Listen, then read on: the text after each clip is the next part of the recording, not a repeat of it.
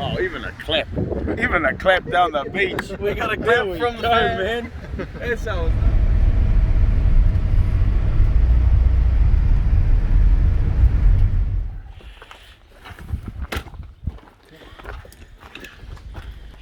So here we are.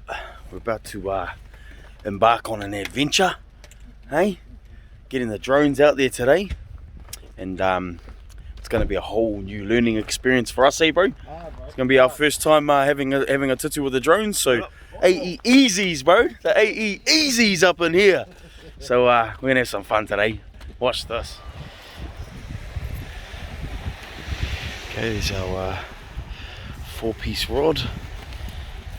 Oh, look at this day.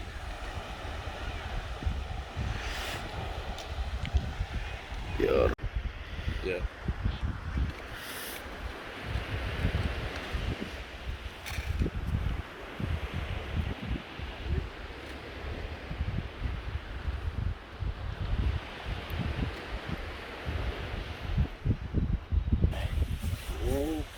All ready for it. Here we go, here's the beast.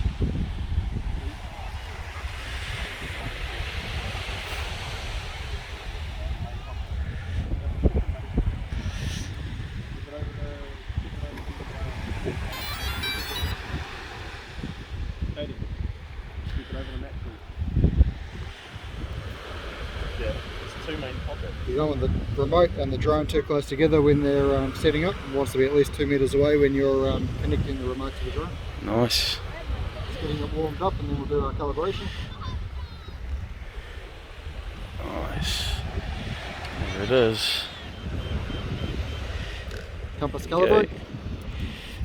Right. Here we go, calibration. Green light solid, green light flashing. Face down.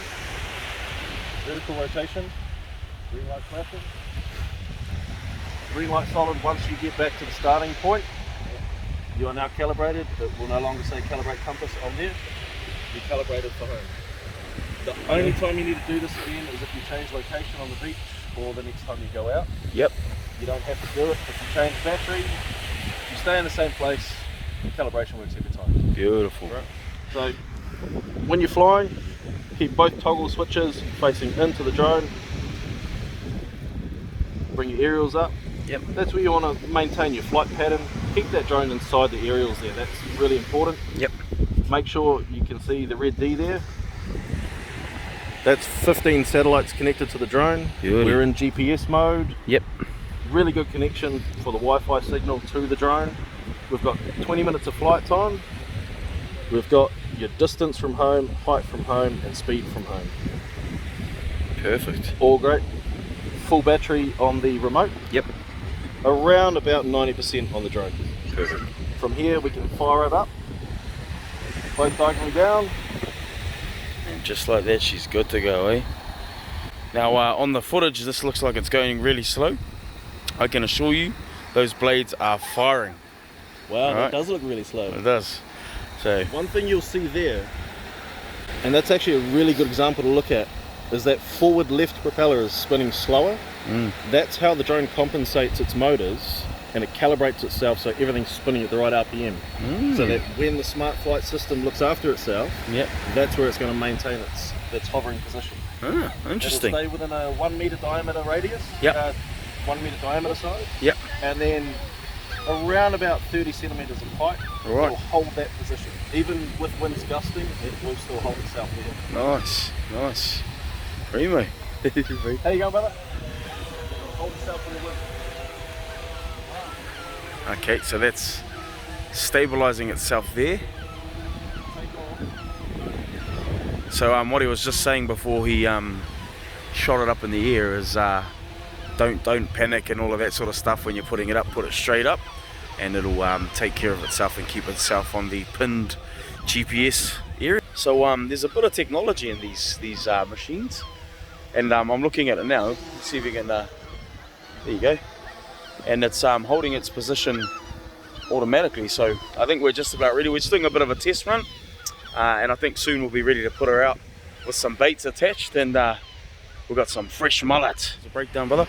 So the difference with the new drone now is Yep. you don't get a double beat when you hold the button. Right. You hold the button, it'll say return and it'll play a little musical jingle.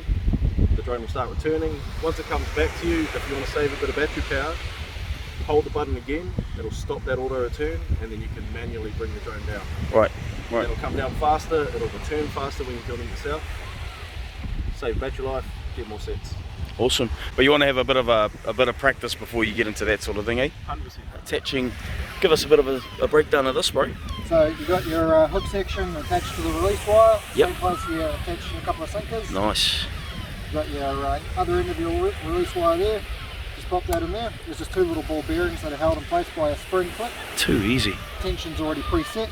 That's ready to go. Just make sure that everything's out of the way of the props. Yep. And Chris is going to take it up for us. Alright, and there's our hooks. Oh, let me just get out of the way of our hook section. And why we've kind of snaked it along the beaches so that we don't take up too much area of the beach here, so the families can swim and all of that. But here we go, it's connected to the rod, and that's going to detach once we put some tension on the line. Let's see this in full effect. Here we go.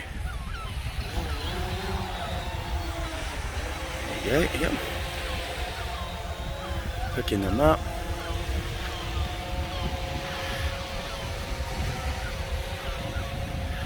And off they go, eh? It's that simple.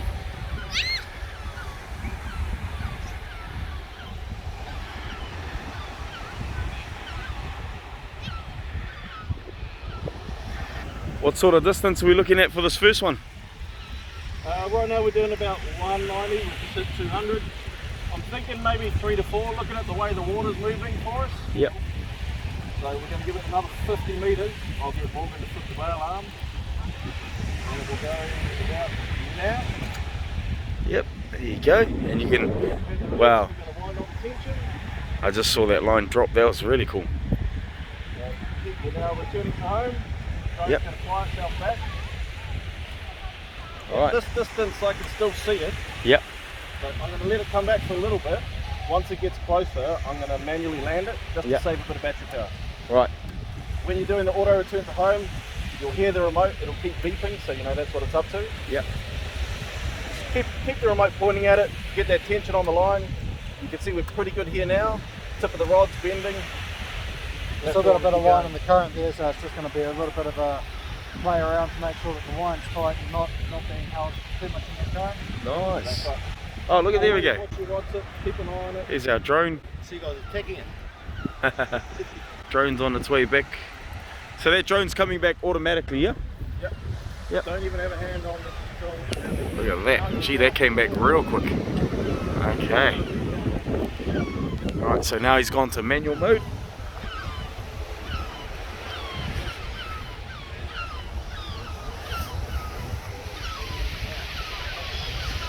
Alright, there we go. So now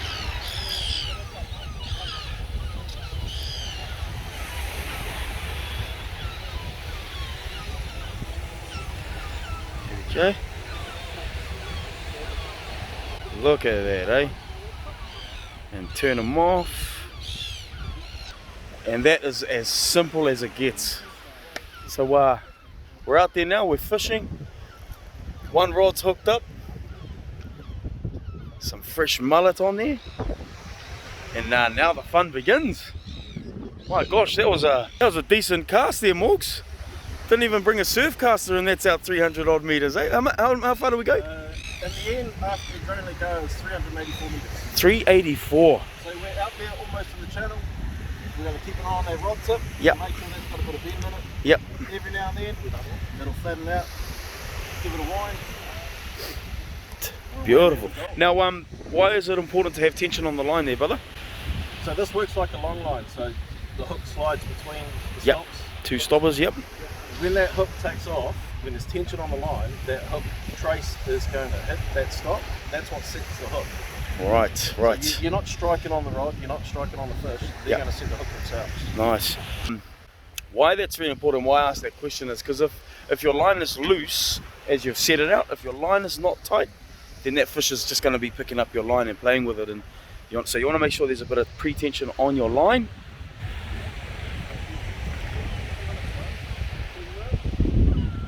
Once you get down to 2 minutes, that's when alarm start. So the gear's out there. We've already had a couple of bites. And how long was that out before those first bites? Not even a minute and a half. About a minute and a half. My goodness. Here we go. Plug them in. So just make sure that clip is clear of sand so you're not jamming up your mechanism. Nice. Put that in there. Always make sure everything's clear of the clips. Nice. All the tips today. Shucks. No. Get there. Here we go. Got us a livey. Where's that hook? Yeah, first one there. Thank you, brother.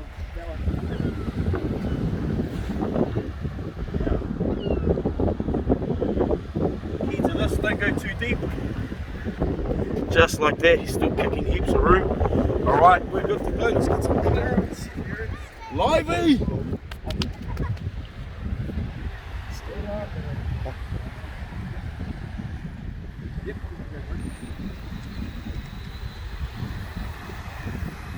Long set.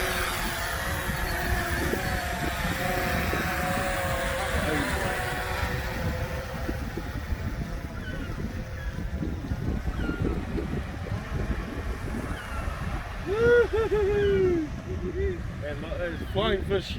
Yeah, nice long set, bro. This is why we use these, just while he's giving his son a rally. This is why we use the Finlaw 10500s. That's out 300-400 meters, 380. Almost 400 meters, yeah. Yep, almost 400 meters, and look how much line is still on that bad boy. And you thought we were trying to sell you a reel. They are awesome. Here we go. He's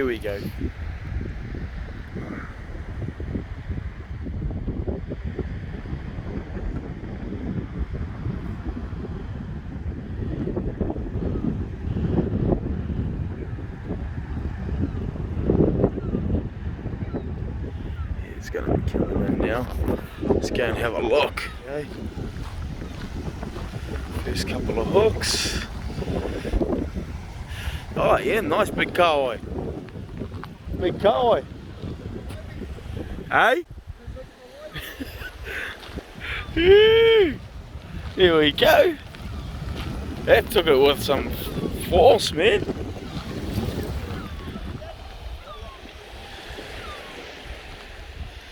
Very cool. Show you a trick, bro. Start winding as you walk towards the water. Here we go. Just wind as fast as you can. Yep. Show you a trick, bro. When your arms get tired, this is the easy way to get some good line gain on you. Nice and smooth. Too easy.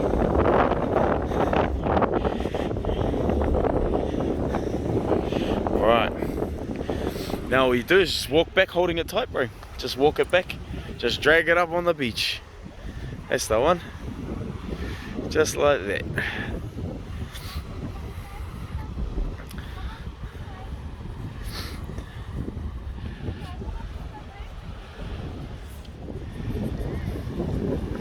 And there they are. There's our bait. Oh, a few nibbles. So, and that's the set there.